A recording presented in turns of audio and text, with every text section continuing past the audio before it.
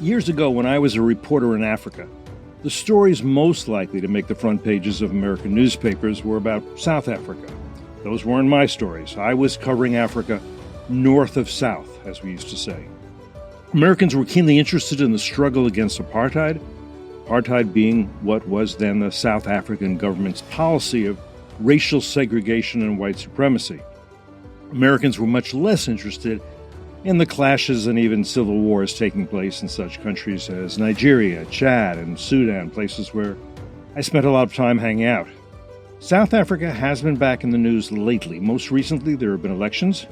There's also this. South Africa filed a lawsuit under the Genocide Convention to the International Court of Justice in The Hague. That lawsuit is not against Hamas terrorists who invaded Israel and massacred more than 1,000 Israelis last October 7th, and have since threatened to repeat the mass murders again and again and again. It's not against Hamas's patrons in Tehran who openly vowed to eliminate Israel and exterminate Israelis. No, the South African lawsuit is against Israel. Dr. Frans Cronje, former CEO of the South African Institute of Race Relations and currently chair of the Social Research Foundation, described that lawsuit as a brilliant display of stigmatization and propaganda, and a significant contribution to Tehran's ideas war. Pleased to say he's here at FDD headquarters today. Also with us is Connor Pfeiffer, Director of Congressional Relations at FDD Action. He's been a staffer on the House Permanent Select Committee on Intelligence, and he's published articles on national security in the Wall Street Journal, Newsweek, Real Clear Politics, and other publications. I'm Cliff May, and I'm glad you're with us, too, here today on Foreign Policy. Friends, thank you for coming in. It's so good to see you. It's a great pleasure to be here. Connor, good to see you. Good to see you, Cliff. So I'm going to start with a question that should require hours to answer, but I'm going to ask you to try to summarize very succinctly. Are you up for this challenge? Yeah. Okay. How has South Africa changed since the end of apartheid 30 years ago this spring, I believe, and particularly since Nelson Mandela's death in 2013? What's been the evolution, the trajectory? You see what I? You see? I'll do 30 years in 3 minutes. Very good. The country becomes a democracy in 1994 under a party called the African National Congress, led by Mr. Mandela.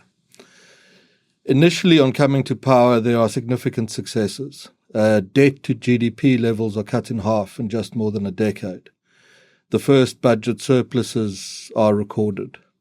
The rate of economic growth will lift to average towards the end of the first decade 5%, which is the first time that had happened for consecutive years since the first half of the 1960s. As a consequence of that, the number of people in employment in South Africa doubled in a decade.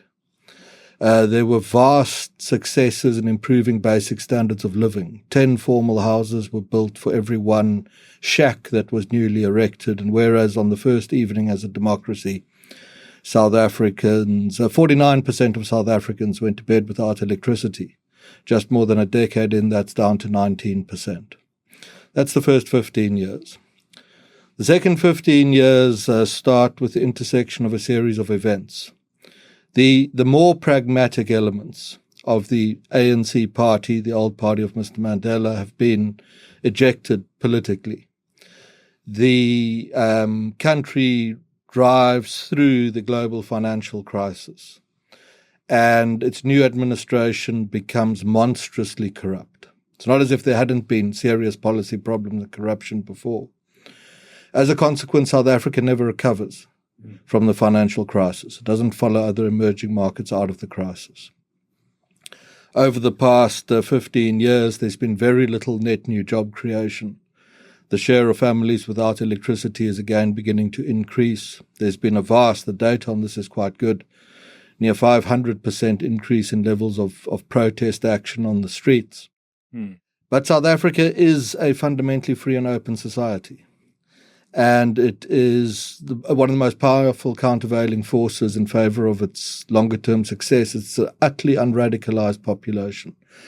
It's a centrist, moderate, essentially soft Christian, conservative, small c society. And on the back of now almost 15 years of very poor economic performance, on the 29th of May, South Africans went to vote. And the party of Mr. Mandela, that had previously commanded a complete dominance of the national politics, had support levels at a one-time peaked at near 70% in national elections, came in at just on 40%. Just under 40. Yeah. And it is going to be forced now into a coalition deal that represents a binary choice.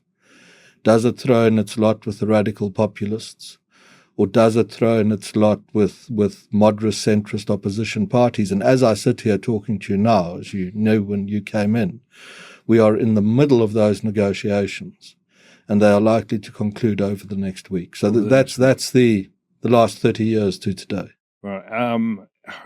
The radical populists you mentioned, they're radical left populists, not right populists. They are radical far left populists in the main. There are also some elements of sort of typically very strong right-wing anti-immigration, but in the main, far left populists, real revolutionaries.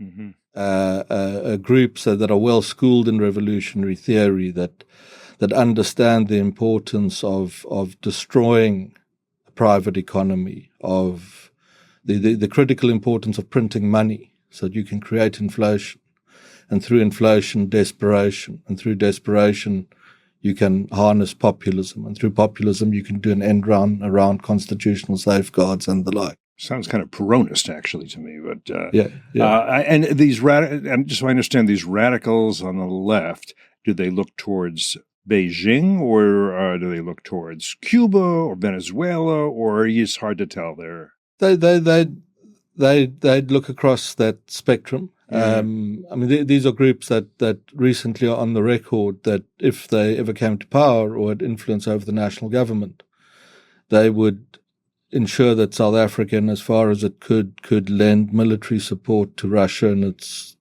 campaigns in Ukraine. Okay. I'm going to get back to foreign affairs in a bit. Yeah. The other thing, or the other points I just wanted to comment on in terms of the current reality there. Unemployment is very high, I think, particularly among young people, 15 to 35. I think it's like 45%. Crime, it's one of the highest crime rates, I think, in the world. Electricity, rolling blackouts for the past 15 years. So people have electricity, but not all day.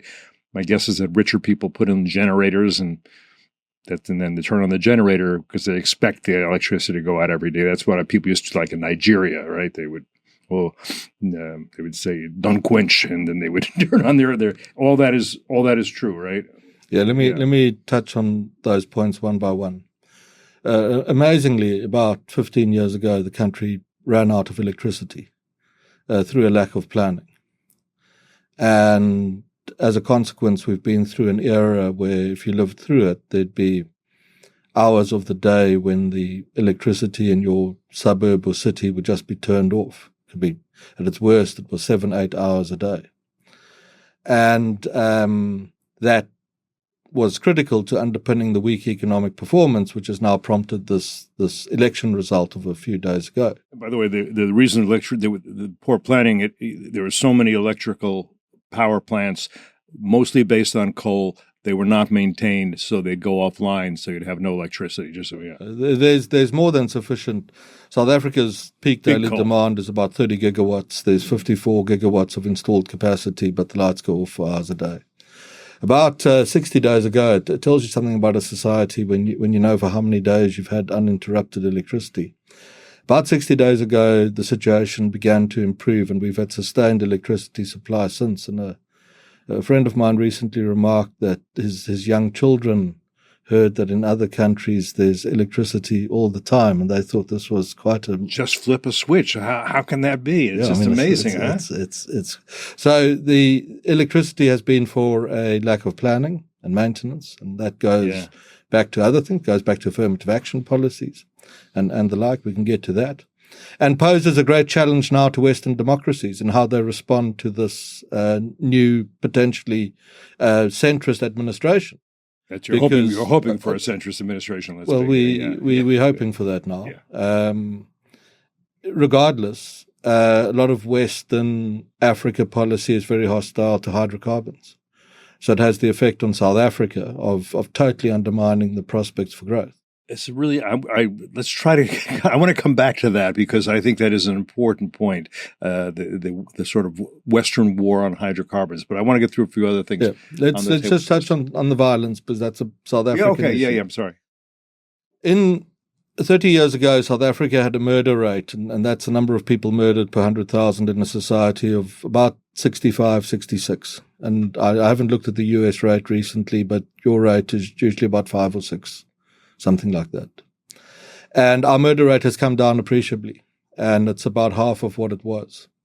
It is a tough society. If you've grown up in it, as many of us have, it doesn't bother one that much because it's the norm.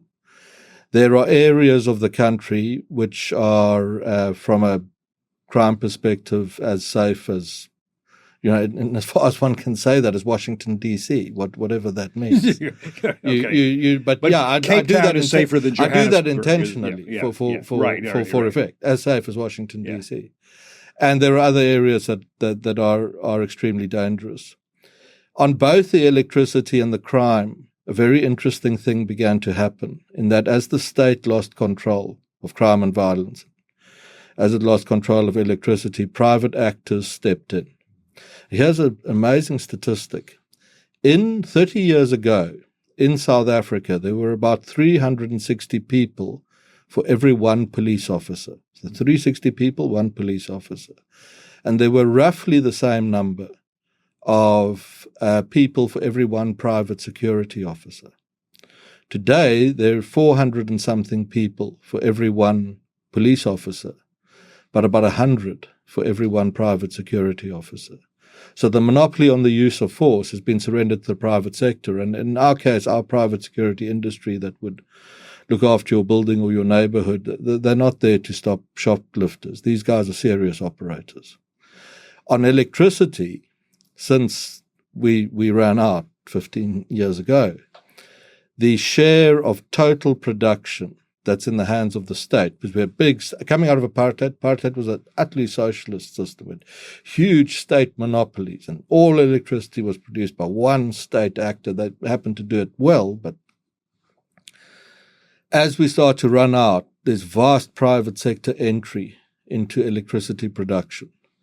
And the share of total production that is now in the hands of the state is still the dominant share. But it's rapidly eroding. And if you were a small business, or if you were to look at my home, or most of my colleagues, we have our own independent solar systems and the like, and have been freed from the grid. So as state failure became more pronounced in South Africa over the last 15 years, the country as such was not failing at the same rate. And very strong private responses were starting to be generated organically, which have held it up, which is why, despite some of the alarming statistics, we'll get to the jobs one now, the country is in many respects in a very robust place. And many of us who live in it are quite happy there. And we enjoy it. We think it's a very great place to live. Which town do you live in? I'm just curious. I live chiefly in Johannesburg, which is the urban, right in the middle of the country. The economic capital, the banking and financial services sector. Americans who go across sometimes say to me it's like landing in LA. It's got the same kind of concrete jungle, glass towers. Right, effect. Very different from, say, Cape Town, which is very beautiful, right, the ocean and mountains. You touched on unemployment. We did, in our first 30 years as a democracy, the first 15, we doubled the number of people in employment. Had we maintained that rate of job growth, in other words, had we maintained the rate of investment growth and therefore economic growth, we would today sit with an unemployment rate of probably just north of 10%, national rate. In practice, we sit with a rate of nearer 30%. Amongst young people, so let's say under the age of 24, the rate goes to above 50%. In a very extreme case, young black female, the rate can go to a staggering 70%. Wow. But as I've spoken to you about the response to security and the response to energy, which are quite positive responses, the political response in South Africa has not been a turn to radical populism. In fact, in this election that we've just had, the most populist of the radical parties, which are absolute marketing genius behind them and very clear messaging, saw their support step down somewhat. And if you wanted to build a pragmatic centrist coalition, at a bit of a stretch, you could now build a coalition that would cover 70% of the voter spectrum. So despite these many problems, public opinion has remained completely unradicalized, utterly centrist, utterly moderate. From a culture kind of war perspective, and I try to keep up with the rest of the world, I think our society is a lot healthier than what you see in a lot of the West. A friend of mine who works on Israeli questions, which this will really resonate for you guys, speaks of putting up the posters of the hostages in the Johannesburg city centre. And they have a little event and the posters are up, and the next day the posters are still there. Mm-hmm. They haven't been torn down because South Africans, on the whole, have the basic decency to respect such a thing that's absent, as I see it from abroad, in a lot of your elite cities. Absolutely right. And on a lot of your elite university campuses. Yes. So the point I'm trying to make for you here is that a proper appreciation of where South Africa is very complex. Yes, it's nuanced. Very nuanced. And as much as some of the macro indicators may be jarring, right, a lot of the on-the-ground experiences that we are having are actually very positive. And the upside potential, if we can now capitalize on those. I mean, we're an African post-colonial society. We've just had an election that was completely peaceful, and nothing happened. The government that had been dominant for decades and saw its almost divine right to rule over us forever, is perfectly happy to negotiate a deal. It's by post-colonial emerging market standards. Remarkable. Going into this election, knowing it may be defeated, it knew that. I happened, this group you mentioned, the Research Foundation, is one of South Africa's polling groups, and I happen to chair it, which is a great vantage point from which to look at an election. I assure you, senior leaders in the government knew they were going to lose. And yet they didn't try and print money. In fact, the finance minister, who's an ANC minister, has done a heroic job, I describe it as that, of, in the face of left-wing provocation, trying to keep a ceiling on the debt, downward pressure on the debt curve. So the trying to understand South Africa is you should enter with great caution and a lot of doubt, and go very slowly and very carefully, because it in many respects, I'll make the point again, it will sound on the macro indicators pretty rough. I think it's in many respects in a stronger place than it's been for 30 years. Interesting. And let me bring Connor in just for a moment on this. I'm just curious to know your impression of whether South Africa is understood on the Hill, studied on the Hill. I mean, it's arguably the most important country in Africa. You can make a case, I guess, for Nigeria.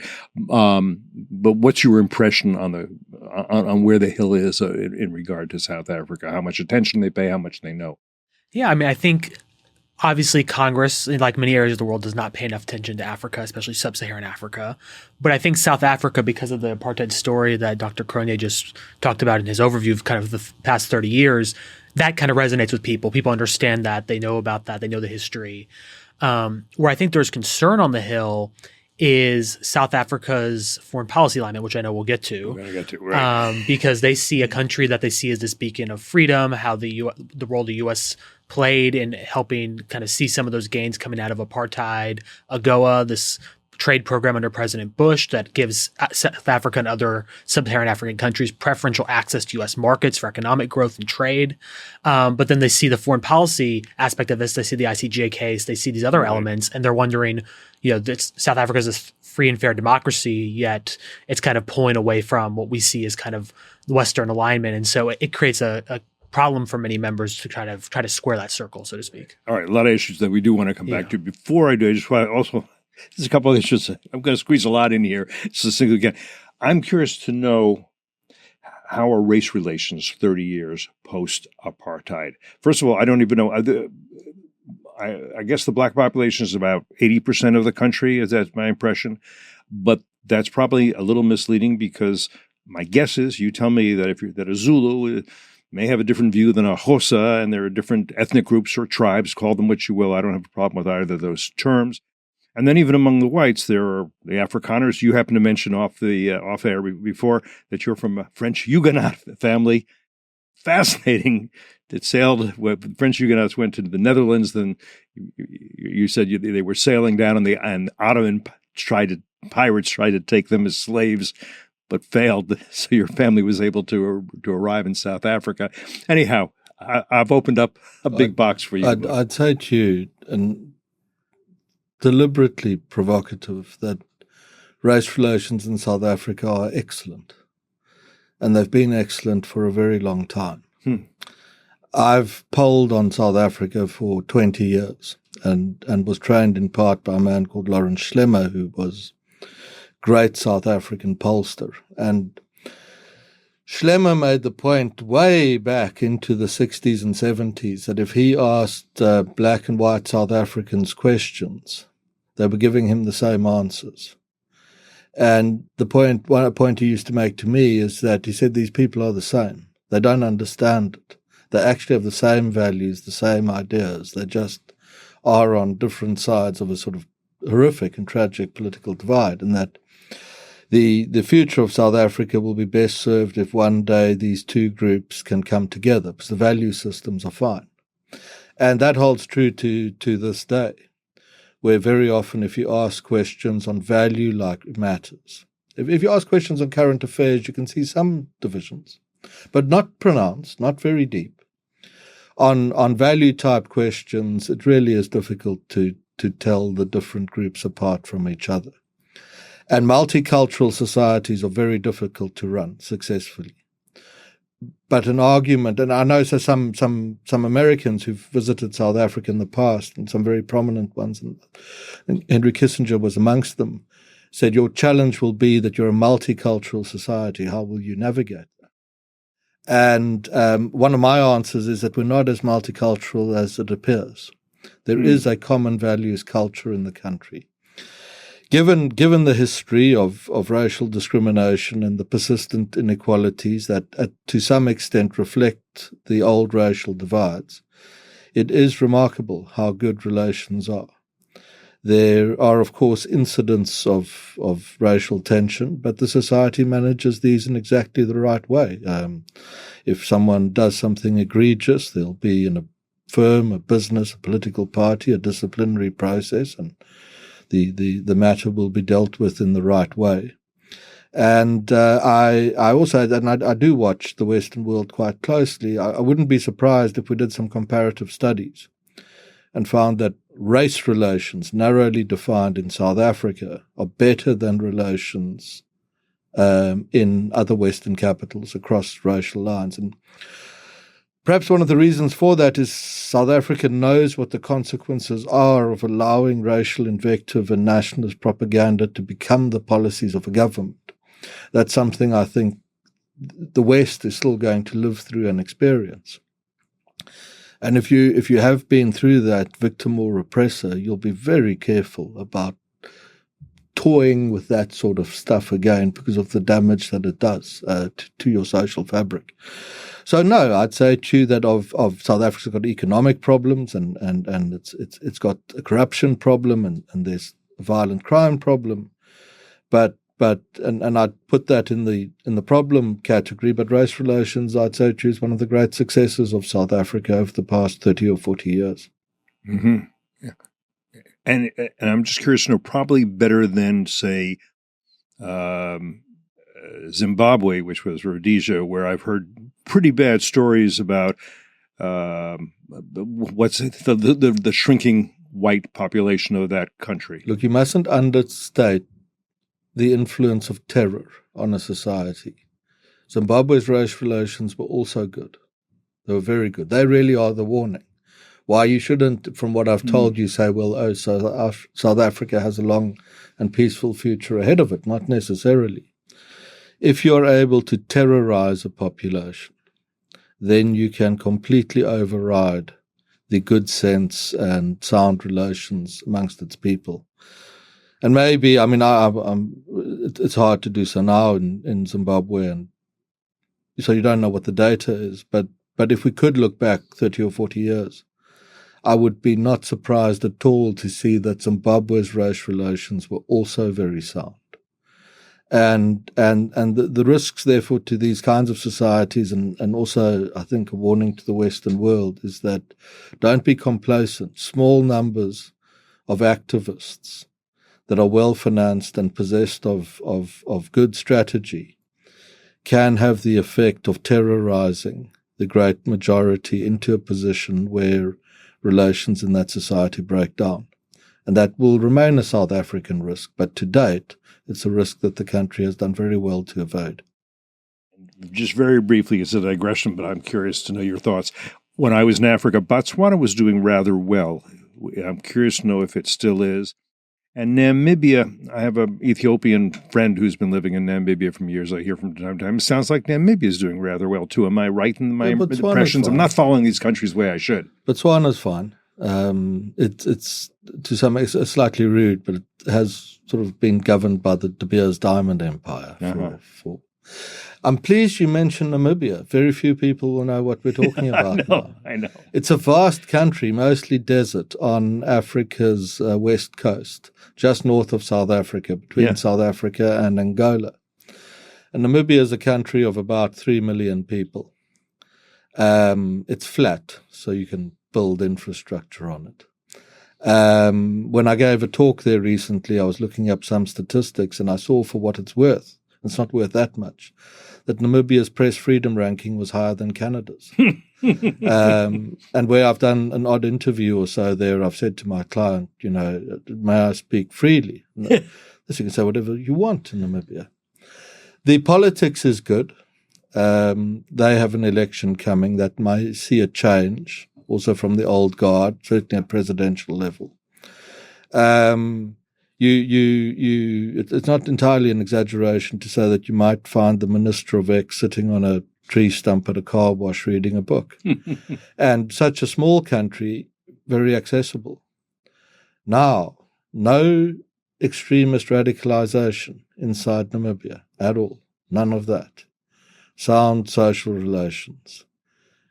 Shell and Total think they might have the largest offshore oil find in history. Oof. Ever. Off Namibia's coast. Really? Yeah. Deep water find, which is quite good because it means the stuff's not running out the ground. So only a handful of Western firms would have the ability to get it out. Logistically very well positioned. If you were a country that intended to use logistics and infrastructure to further your diplomatic interests, northern Namibia and southern Angola gives you fantastic access into the center of Africa, which is greatly needed. And I think this, and I know one other chap who does, the two of us, maybe we'll convince some people here. I think Namibia is one of the most important countries in the world now. Because after all of this, it also has the deep water port at Walvis Bay. And that's the port that commands a lot of access to the South Atlantic. And the South Atlantic hosts the opening naval exchanges of the First and Second World Wars. And the sinking of the Pacific Cruiser Squadron and the scuttling of the German flagship in the Second War opens up the North Atlantic. And Mrs. Thatcher sends her battle group to take back the Falklands, not just because of national pride. And during the South African Bush Wars, which happened in the 1980s, they were hot wars of the Cold War, Fidel Castro was extremely nervous of the small South African diesel submarines that were sailing from Walvis Bay, and that they might sink his troop carriers and his supply ships where they entered the Angolan port at Luanda. And there is definitely a contestation for the South Atlantic. I think Russian and Chinese strategists understand that. I think there are Western national security thinkers who are catching up rapidly. Yeah. But if you can park a Chinese submarine, let's say off Lobito in Angola or Bata in Equatorial Guinea. Yeah. That submarine, okay, let's say Equatorial Guinea, the port's called Bata. That submarine is now closer to New York than if the Chinese had a base at Hawaii. And so Namibia's strategic importance is great. And I know it's an odd thing on a show like this, spend so much time talking about a country like Namibia. But my strong recommendation is start to take it very, very seriously, because it could be an absolute lily pad of pragmatic influence in southern Africa. Or bad influence if for example, Beijing gets a foothold. I don't know if Beijing it could become stupendously rich on its oil. I mean, I was present in a session where there's some really good Namibia analysts around, where they were demonstrating how you multiply per capita GDP based on how many barrels you're extracting. And I mean, that's not increasing it by 10%. How do you multiply it once, twice, 3 times? And with the small population particularly, it becomes more like the United Arab Emirates in, say, Nigeria, where the oil has, I would say, retarded development and encouraged corruption. Yes. I mean, I think that's often true of a populous country like Venezuela, which is oil-rich but poor. Yep. Nigeria, which is oil-rich but corrupt. Yeah, Namibia has the potential to become very rich. Yeah, and its infrastructure is pretty good. Its roads are good. I've driven around there recently, and if the police stop you, there are a few checkpoints because we do that sort of thing. The policemen are very polite. They're very professional. There's no bribery and nonsense, corruption. It's actually a very impressive place, and no one knows it exists. Do you have a sense whether the U.S. understands the importance of Namibia? Or I think it's happening. There's a vast diplomatic compound that has gone up in Windhoek in recent years. Windhoek is the capital of Namibia. Yeah. There's not much there. I mean, it's one beautiful city. Yeah. But the U.S. has built a compound that is, probably the largest structure in the city. So maybe someone's got a sense that something's up here. Yeah. All right, let's do a little foreign policy. There's other things I want to come back to, and we'll try to. But we talked about, you mentioned terrorism, and by the way, the terrorism is not a problem on that coast of Africa, but Mozambique has been plagued by terrorism, which is not far from Zimbabwe and Zambia. I mean, so it's getting further south. Islamic terrorism, right? Well, Southern Africa is the global epicenter of terrorist violence in the world today. The terrorism index scores of many sub-Saharan African countries now rival the Middle Eastern staples. The displacement of ISIS out of the Middle East saw a wave of Salafi jihadism take root in Africa, and very few people know that this exists at all, and with terrible consequences. Church burnings with the congregation inside, beheading. Places like Nigeria we're talking about now, particularly. Where else are you talking about? Nigeria, Chad, through, down from Nigeria onto much of the African East Coast, down into Mozambique. I wouldn't show you, but horrific images of Mozambican villages being beheaded by ISIS. And that, if I drove long days, that's 3 days' drive from my home, where ISIS is beheading African villages and burning African Christians in their churches in enormous numbers. And the story of terror in Africa and its origins, its long-term implications is utterly misunderstood and not understood. In a lot of the Western world. And we're losing in a way because the French, and I understand why, have been pushed out of Mali. The French have been pushed out of Niger or Niger.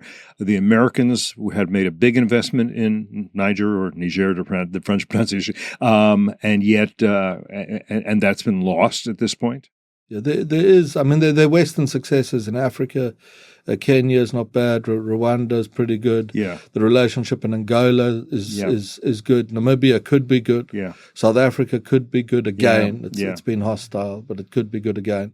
But no, on the whole, Western influence is being pushed out of Africa, and the vacuums are supplanted with threats. Now start putting these things together. The coastline, the South Atlantic, the presence of the terror networks, the presence of Western rivals becoming dominant. I mean, I think of it like this about Africa. It's home to more cities of 1 million people than Europe and America combined. It's the largest external consumer of Chinese construction expertise. And the Chinese are building the data networks that will carry the ideas and transmit the ideas that will inform the opinions of the African people who put in place governments that have 50 votes on global fora, such as at the UN. And we haven't even gotten to critical minerals. If something goes wrong at Suez, all global bulk shipping must move around the southern tip of Africa in a very narrow... Well, something has gone wrong in Suez. Well, exactly. We're seeing that now. Yeah. Should the US wish to counter the Chinese Navy, it has to do so at a choke point. So the South China Sea is no longer an option. Malacca is possible. The next choke points are Hormuz, that's Iranian. Bab al-Mandab, that's deeply hostile. Because of the Houthis, that's where they're heading. It's the southern tip. The southern tip of Africa is the last one. Lose that, and you open a way for China to command the South Atlantic. And slowly over time, it's a lot. You need to be pretty well off to project power that far from home. It would be very useful to have some friendly naval bases to operate out of. But the implications of the West being on the back foot in Africa in the longer term from a national security perspective is something that I don't think gets enough attention in Western capitals. I think that's true. But let me point this out to you, friends, and get your thoughts. We were talking about radical Islam, Islamism, jihadism, call it what you will, and its threat to Africa, its threat moving down the eastern coast of Africa. So we understand that. Yet South African President Cyril Ramaphosa is pro-Hamas, which is radical Islam, jihadist, Sunni, although tied to Shia radical Islam in Tehran. And according to the U.S. Treasury Department, you may know more about this, Connor, all the affairs of something called the Al-Quds Foundation South Africa, Al-Quds being Arabic for Jerusalem, are run by Hamas members who serve on the board and other administrative committees of this organization. And Ramaphosa called Hamas's October 7 atrocities a response to an oppressive government that has occupied their land, meaning Israel, except he should know that Israel withdrew in 2005 every Jew, every synagogue, every farm, every grave, everything pulled out of there. Maybe he doesn't know that. And in March, FDD's David May, no kin to me, published a piece in the National Interest reporting that South Africa has become a base for Hamas fundraising, and FDD's Toby Dershowitz and Max Friedman also had a piece noting that since 2005, South Africa and Hamas have signed 2 memorandums of understanding to cooperate in pressuring Israel diplomatically and economically. And there's been also various talk of implications of bribery and influence peddling scandals between Iran and a telecommunications giant that I guess Ramaphosa is part of. Was chairman of. So this is kind of disturbing. You might want to add anything to this, Connor? And I mean, look at where South Africa's equivalent of a foreign minister went in October after the 10/7 attacks. She went to Tehran at the end of October, right? For meetings with now the late President Raisi and other leading Iranian leaders. And I think this is also something that's gotten a lot of attention on Capitol Hill. Is you see this all predates the December filing of the ICJ case. You have increasing public alignment of the South Africans with Iran, with Hamas. Well, I should say the ANC, not necessarily the South African people. Right. And then they have the ICJ case filed. Right. International Court of Justice, that's where the genocide charge is being made. And if anything, it seems like since October 7th, Ramaphosa, at least maybe the ANC, become closer to Tehran and closer to Hamas than they were before. I mean, that's a little bit shocking. Right. Let me tell you what I think is going on here. Okay. The post-1994, the first democratic South Africa's government's relationship with the West starts in a unipolar world. The old ally, the African National Congress, had been embraced by the East Germans and the Soviets, who'd given it protection and cover and resources. The party, the ANC, that was the party of Mandela, understood that the old ally had collapsed, that this wasn't going to be a source of support anymore, and that they needed to be very, very pragmatic. And they were pragmatic. I mean, I told you earlier, they racked up a budget surplus out of pragmatism, because they thought, amongst it being useful to have a surplus, that borrowing heavily to cover apartheid-era inherited debts would expose the country to the risk of being trapped by the West, who would dictate the budget speech from Washington, as they would see it. So they were very pragmatic. But early on, there was already evidence of trading money for foreign policy protection. One of the most stunning examples was a decision to delay the recognition of China by 2 years and taking Taiwanese money. So we were equal opportunity. Ideology wasn't dominant. Suharto in Indonesia, the same transactions happened with him. Abacha in Nigeria, terrible tyrant, the same thing. Saddam Hussein in the Gulf War, the same. Gaddafi. In each case, the same thing happens. Money is corruptly funneled to South Africa, in exchange for which South Africa will lend you some of its credibility on global platforms and fora. Now, over time, that credibility is tarnished and begins to be diminished. But what must be understood in the Western world broadly is what's happening on Iran and South Africa is not new. This isn't something that started 18 months ago. There's always been this kind of thing going on at a low level. What has changed is external, that now we're in a multipolar world. And the elements in the ANC party that engage in this behavior feel that this provides them with cover and alternatives, and they don't have to be as discreet as they once were.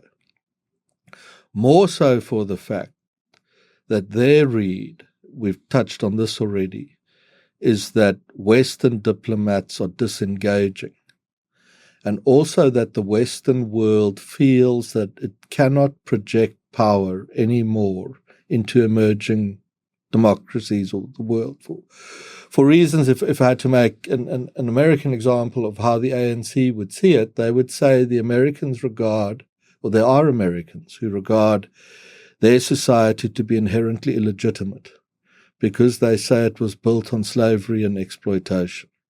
They think America is... There are Americans in America who think their own society. The ANC would see it this way. When it looks across the Atlantic, what it says, we see a lot of Americans who say that America is inherently illegitimate. Right, we stole the land. Because America is built on slavery and exploitation. Right. Their view, not I think America is the greatest country in the world, and I was privileged to live here, and I'm married to an American and super fan, but that is how it is seen. Yeah. And that the Americans are starting to think that if this is our origin, if we are illegitimate, it extends to saying it is illegitimate, morally wrong to project power into the rest of the world. Of course, yeah. That all political cultures are now equal. which is an absurd statement. Cultures can't be equal, they're sets of values and beliefs. Right.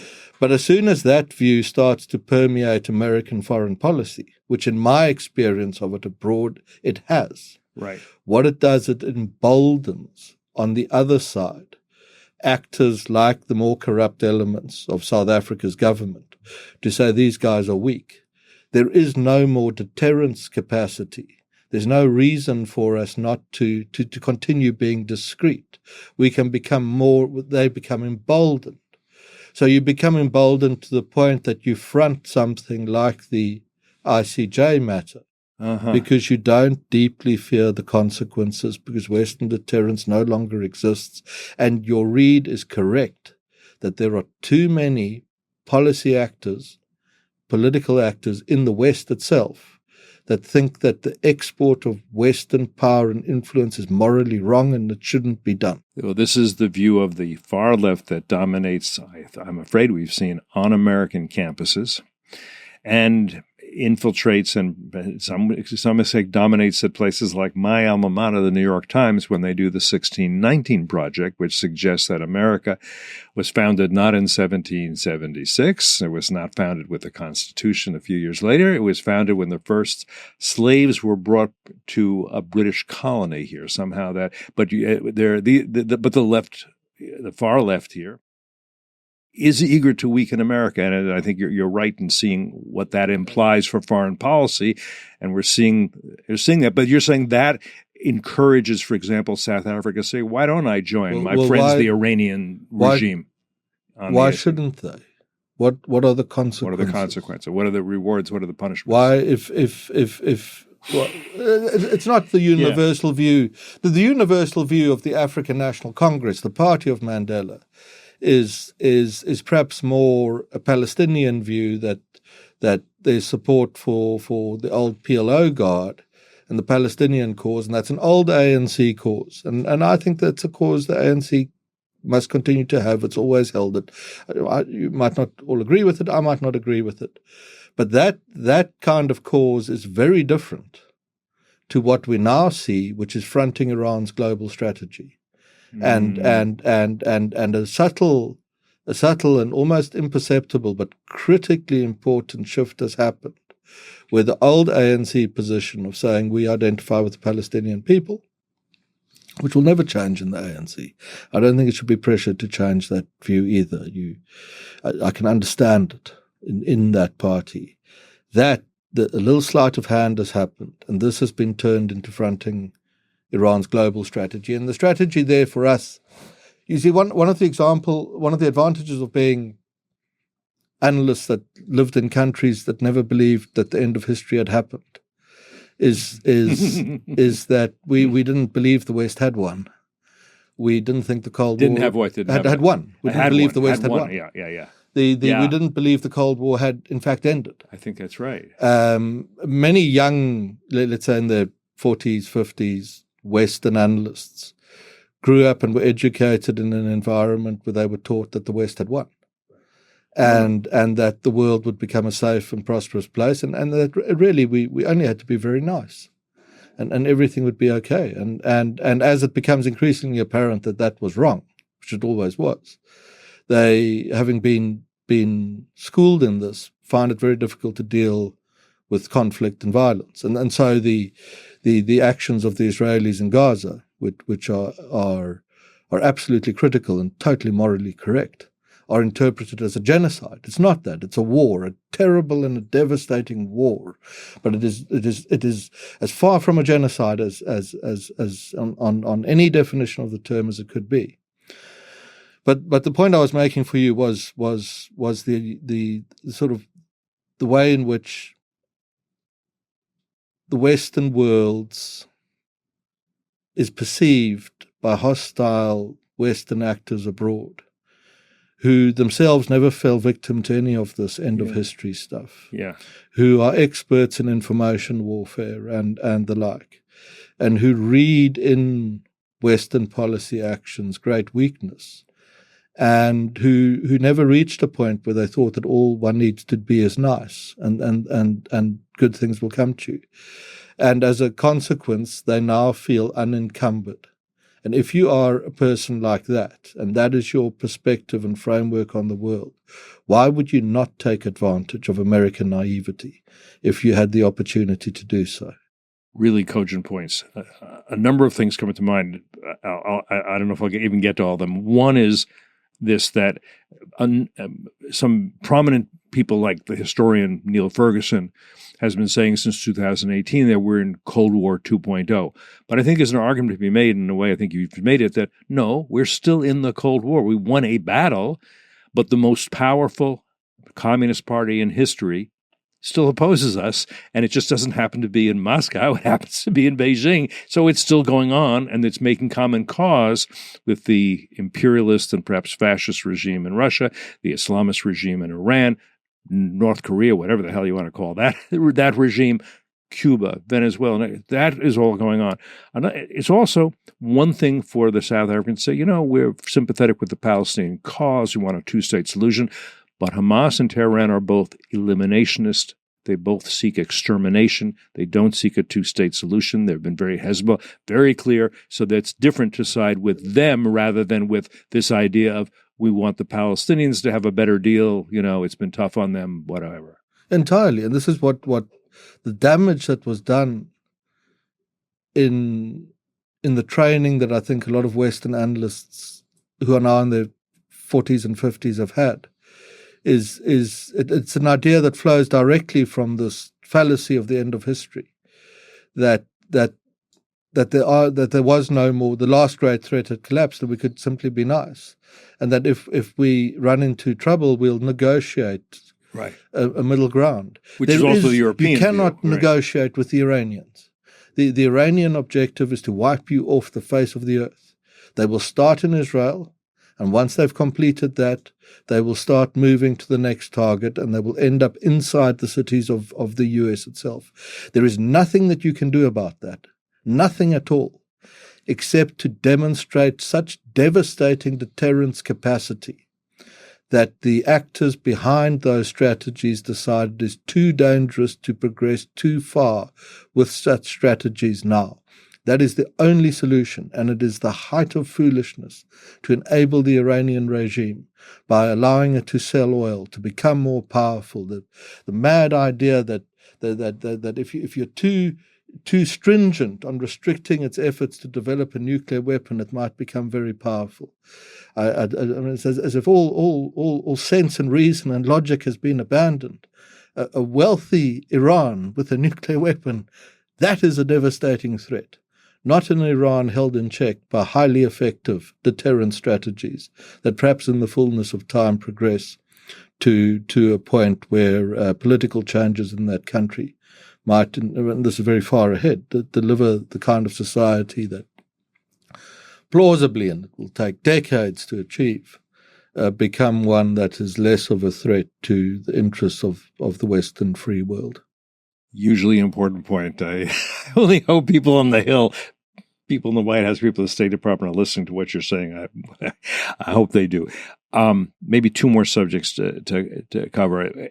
At the same time, South Africa has become closer and closer in cooperating with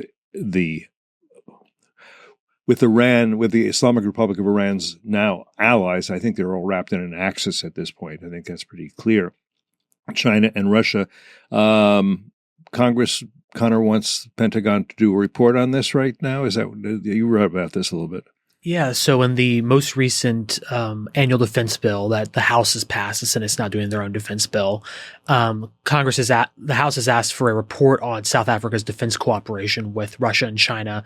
Famously, on the anniversary of Russia's invasion of Ukraine, the South African Navy held exercises off the coast of South Africa with the Russian and Chinese navies. Mm-hmm. This got considerable attention in Washington as kind of quite a statement on that, given the date and the people involved. To do that as a statement of kind of alignment and priorities for the ANC government. And so given the intense focus in Congress on China, on Russia, given the war in Ukraine, actions like this by the ANC-led government preceding these elections do get attention because it's kind of a massive statement to make by making those kinds of alignment.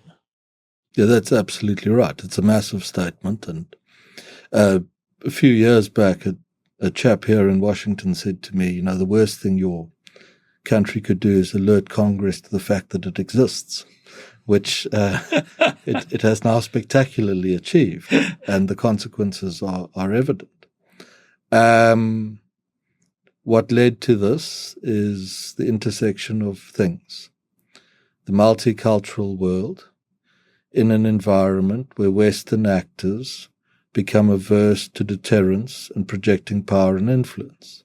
That allows relationships like these to thrive, and they will continue to thrive until that changes. Now, the multipolar side of it won't change. If the West wants better relations with the government of South Africa, it needs to be firmer in its own deterrence ability on that country. It is not a mistake to do so. It will not lead to confrontation. I obviously have experience of the ANC over the years, and I will tell you for everything you've just said was completely correct. The ANC does not wish for a hostile relationship with Western powers. It in a cogent moment will understand full well the consequences of being left entirely dependent on China and Russia, and that this will not be pleasant. It would, when the American ambassador some time ago in South Africa made a statement to the effect that the South Africans might have been complicit in shipping arms that could have gone to Ukraine. That afternoon, senior ANC leaders were scrambling to put together delegations to send across the Atlantic to try and patch things up. So for everything we have said already, and about Iran too, which is all true and correct, it is not my read that it's the intention of the ANC to have hostile relations with Western capitals, but that in an environment of in a sort of multilateral world in which Western actors step back from engagement and the projection of power and influence, engagement is too diplomatic, you must expect that Chinese and Russian actors will do so, and that they'll do so very effectively, and that they will therefore begin to shape the nature of the relationship, not just their relationship with South Africa, but South Africa's relationship with the US. And that is what has been allowed to happen. And it will take pragmatic, strategic thinkers on both sides now to put this right again. And it's a challenge for American policy on South Africa, because the country's just had an election, this election we've spoken about. We could well have, a few days ago I said we would have, but the last 24 hours we've had a bump, but we'll try and fix it. We could have a pragmatic centrist government in power. This is the challenge to American policymakers on South Africa now. If we have that, it is an amazing result. The radical populists isolated, the better people have pulled the center together, they've done a democratic deal. But the populists will be on the fringes, propagating hate and division and criticism to try and fracture this deal. The only way we can lock this deal in is by ensuring that in its immediate aftermath, South Africa goes through a very strong period of economic recovery, to raise the basic living standards of people sufficiently that they see a democratic dividend in this deal, which is what happened 30 years ago when the ANC came to power, the doubling of the jobs, etc., so that the deal crystallizes.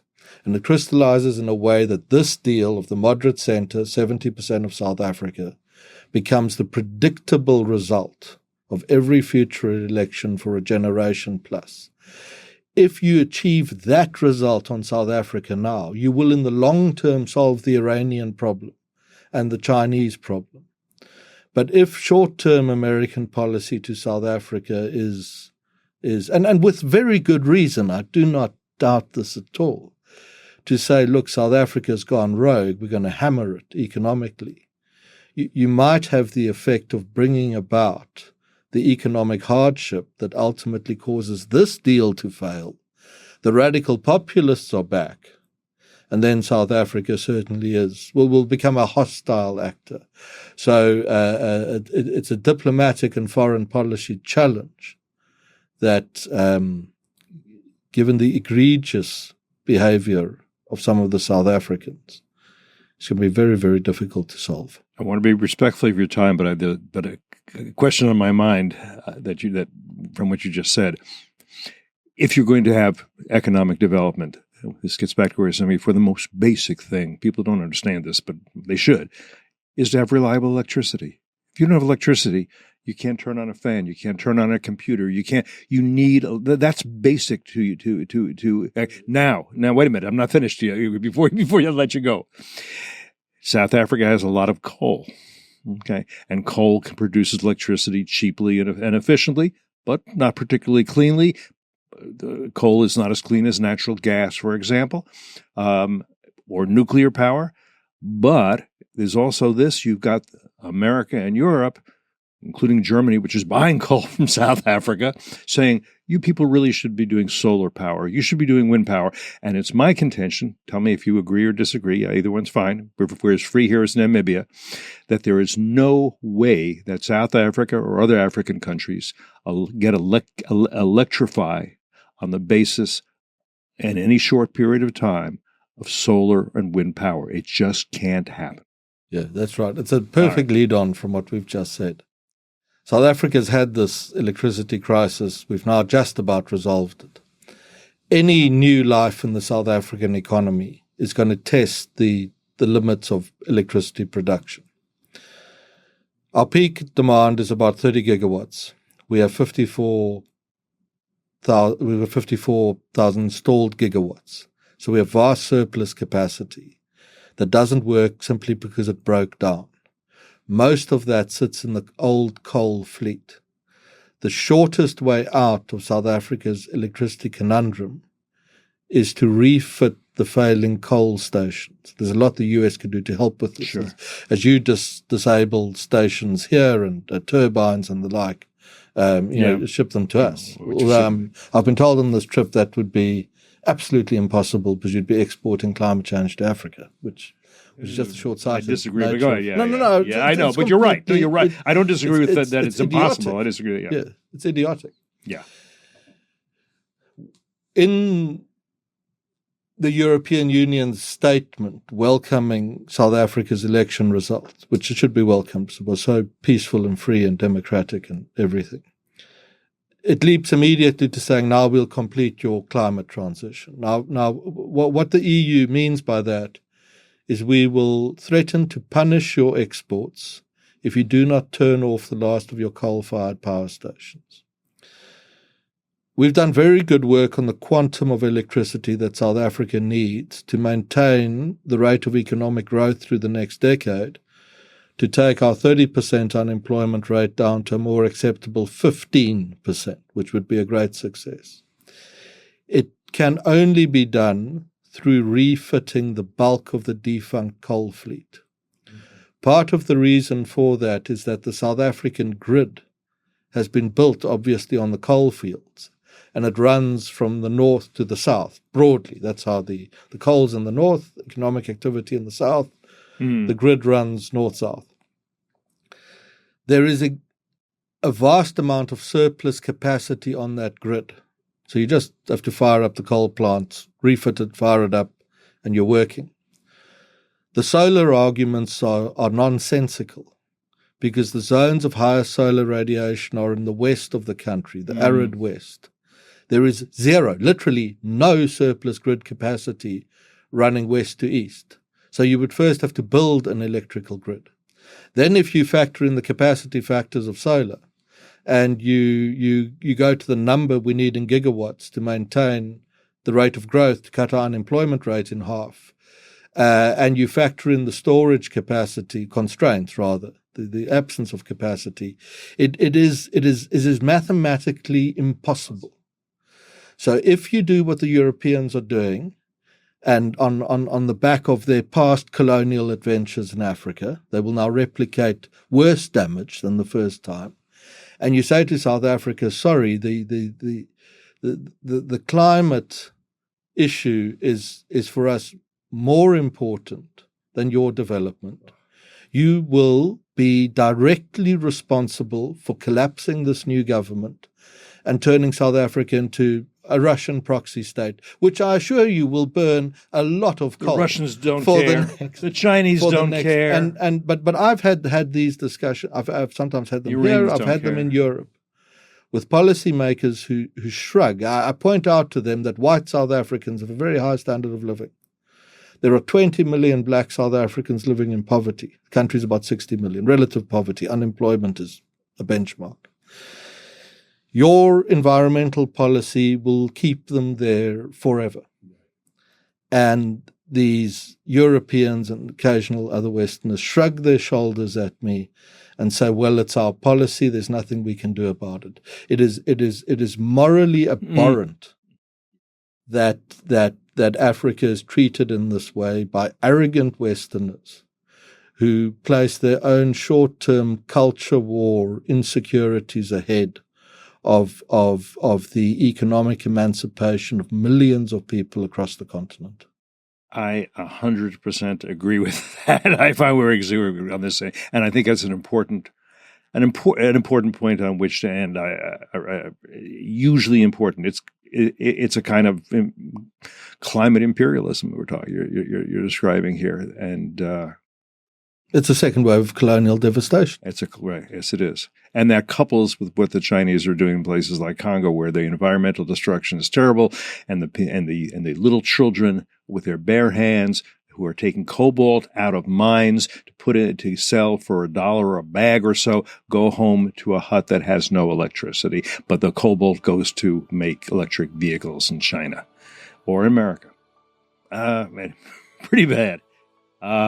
Anyway, thank you again, Frans Cronje. I'm so great to meet you. So great to talk to you. You've taught us so much. Thanks, Connor, for being with us. And thanks to all of you who have been with us for this conversation today here on Foreign Policy.